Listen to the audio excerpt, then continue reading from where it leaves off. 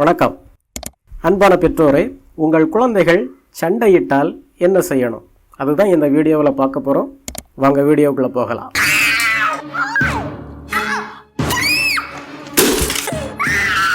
என்னது, உங்கள் குழந்தைங்க சண்டை போடுறாங்களா? சண்டை போட்டாதாங்க அவங்க குழந்தைங்க, அல்லனா பொம்மைங்க. எல்லா பெற்றோருக்கும் அவங்க குழந்தைங்க சண்டை போடாமல் சமத்தாக இருக்கணும் அப்படி சொல்லி தாங்க ஆசை. ஆனால் என்ன செய்கிறது?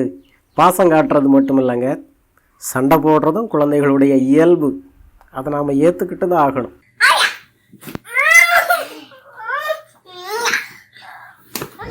அஞ்சடி பாதைக்காக 50 வருஷமாக பகை வளர்த்து ஹைகோர்ட்டு வரைக்கும் போய் அடிதடியில் சாகிற பெரியவங்க போடுற சண்டை போல் இல்லைங்க குழந்தைகளுடைய சண்டை.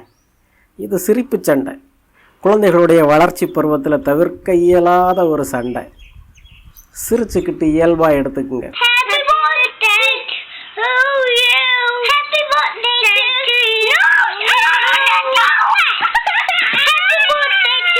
குழந்தைகளுக்கு நம்மளை போல் வளர்ந்தவங்களை போல் எனக்கு இந்த பொருள் தேவை அப்படி சொல்லி பேசி அடுத்தவங்களை கன்வின்ஸ் பண்ணி அந்த பொருளை வாங்குகிற அளவுக்கு மொழி அறிவு கிடையாதுங்க. அதுபோல் எனக்கு இது பிடிக்கலை, எனக்கு இது தொந்தரவாக இருக்குது அப்படி சொல்கிறதுக்குள்ள மொழி அறிவும் குழந்தைகளுக்கு கிடையாது. அதனால் அவங்களுடைய தேவையை வெளிக்காட்டுறதுக்காகவும் எதிர்ப்பை வெளிக்காட்டுறதுக்காகவும் அவங்களுக்கு போதிய மொழி அறிவு இல்லாத காரணத்தினாலும் அவங்களுக்கு தெரிஞ்ச எளிமையான வழி சண்டை போடுறது. ஆக சண்டை போடுறாங்க.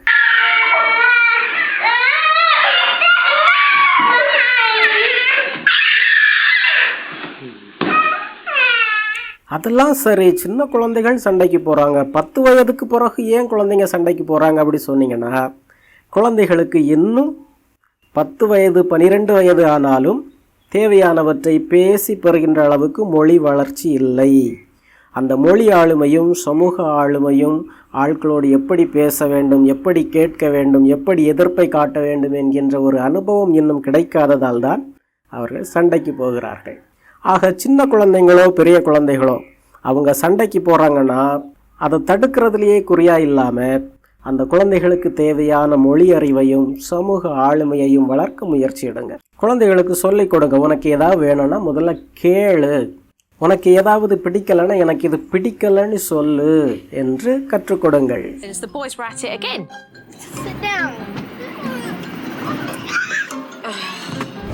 ஏங்க பெரியவங்க, நீங்கள் சில நேரங்களில் சண்டை போட்டுக்கிட்டு எனக்கு அந்த நேரத்தில் மூடு சரியில்லை அதனால தான் நான் கத்திட்டேன் சண்டை போட்டேன்னு சொல்கிறீங்க இல்லையா?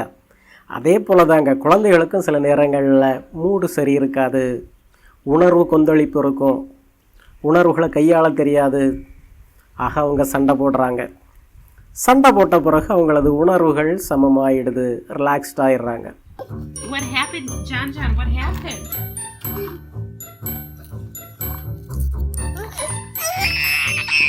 குழந்தைங்க சண்டை போட தொடங்கின உடனே முண்டி அடிச்சுட்டு ஓடி போய் அதை தடுக்கிறதுக்கு முயற்சி பண்ணாதுங்க.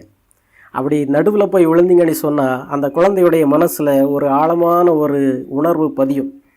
சண்டை போட தொடங்கின உடனே அம்மாவோ அப்பாவோ ஓடி வர்றாங்க, அவங்களுடைய கவனத்தை நாம் ஈர்க்கிறோம் அப்படிங்கிறத அவங்க புரிஞ்சுக்குவாங்க. ஆக எப்போதெல்லாம் உங்களது கவனத்தை அவங்க ஈர்க்க விரும்புகிறாங்களோ ஒரு சண்டையை அவங்களாகவே செட் பண்ணி தொடங்கிடுவாங்க.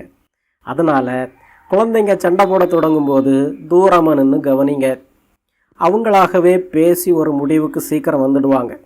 ஒருவேளை அவங்க கைகலப்புலையோ பிடிச்சு தள்ளுறதுலையோ உடலுக்கு தீங்கு விளைவிக்கிறது மாதிரி ஏதாவது அடிதடியில் இறங்கினா மட்டும் 2 பேரையும் தனித்தனியாக பிரித்து எடுத்துகிட்டு போயிடுங்க. சிம்பிள். குழந்தைகளுடைய சண்டையை தீக்க போகிறேன்னு சொல்லிட்டு உள்ளே புகுந்துடுற நீங்கள் அந்த குழந்தைகளோட உச்சஸ்தாயில் கத்தி ஆர்ப்பாட்டம் பண்ணுறீங்க.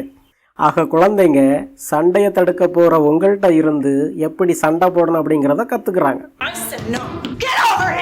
ஏங்க குழந்தைங்க சண்டை போடும்போது நடுவில் புகுந்து கத்துற நீங்கள், அடிக்கிற நீங்கள், அந்த குழந்தைங்க பாசமாக இருக்கும்போது அல்லது அவங்களுடைய உணவு பொருளை விளையாட்டு பொருளை ஷேர் செய்துக்கும்போது அல்லது சேர்ந்து விளையாடும்போது சேர்ந்து சில வேலைகளை செய்யும்போது கண்டுக்கவே மாட்டேங்கிறீங்க.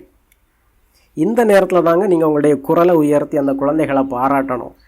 அப்படி பாராட்டும் போது அந்த குழந்தைகளுடைய மனதில் ஆழமாக ஒரு உணர்வு பதியும். நாம் இப்படி ஒற்றுமையாக இருக்கிறது அம்மா அப்பாவுக்கு பிடிச்சிருக்குது, அவங்க நம்மளை பாராட்டுறாங்க அப்படிங்கிறத தெரிஞ்சுக்குவாங்க. ஆக உங்களது பாராட்டுக்காகவே அவங்க என்ன செய்வாங்கன்னா சேர்ந்து விளையாடவும் பாசமாக இருக்கவும் கற்றுக்குவாங்க.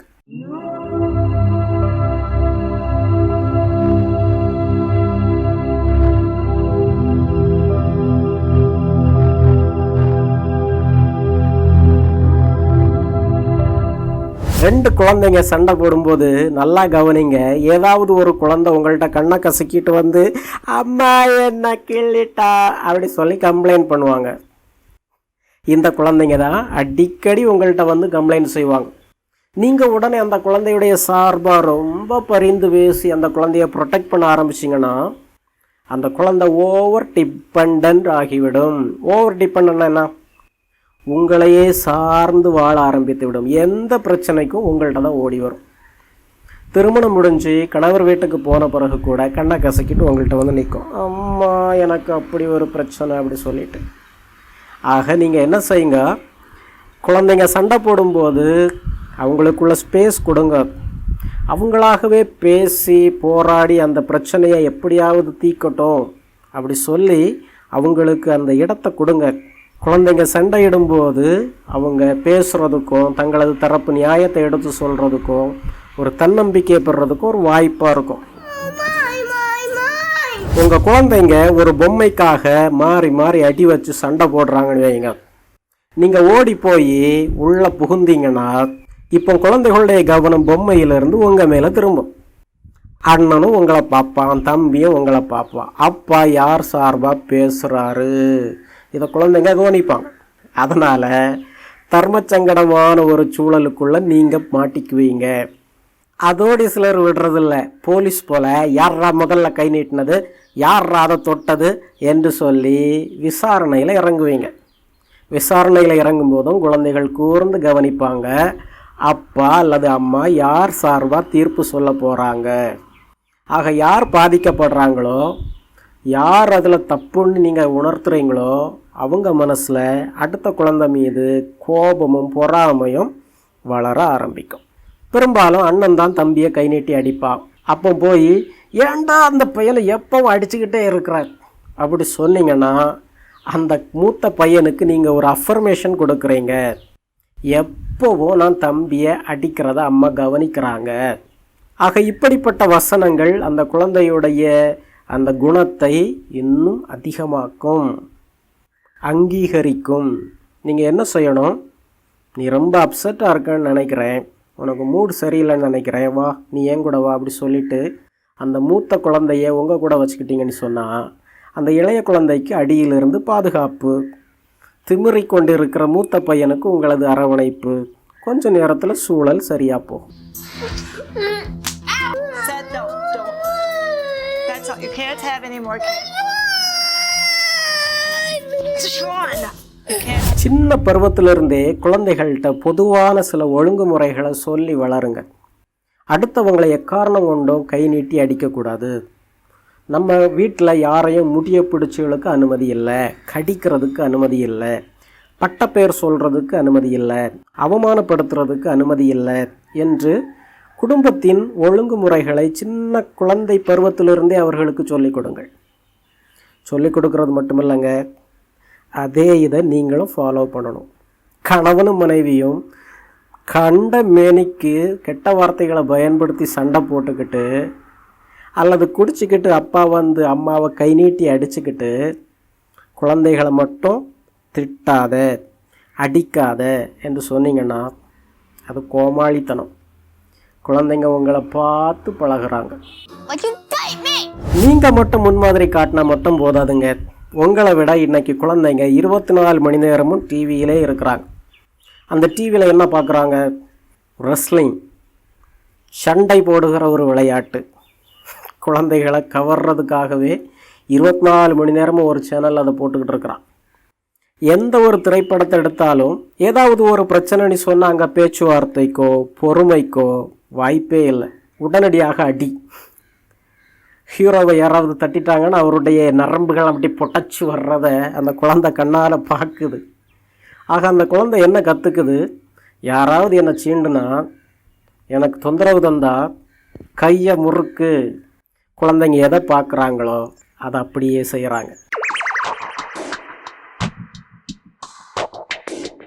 ஆக கொஞ்சம் வளர்ந்த பிறகு அறநெறி சிந்தனைகளை சொல்லிக் கொடுங்க. அடுத்தவங்களை காயப்படுத்துறது தப்பு, அடிக்கிறது தப்பு, நல்ல நன்னறி கதைகளை சொல்லிக் கொடுத்து அவங்கள பக்குவப்படுத்துங்க. அன்பான பெற்றோரை, இந்த வீடியோ உங்களுக்கு பயனுள்ளதாக இருந்திருக்கும்னு நினைக்கிறேன். இன்னொரு அருமையான வீடியோவோடு உங்களை விரைவிலே சந்திக்கிறேன். நன்றி.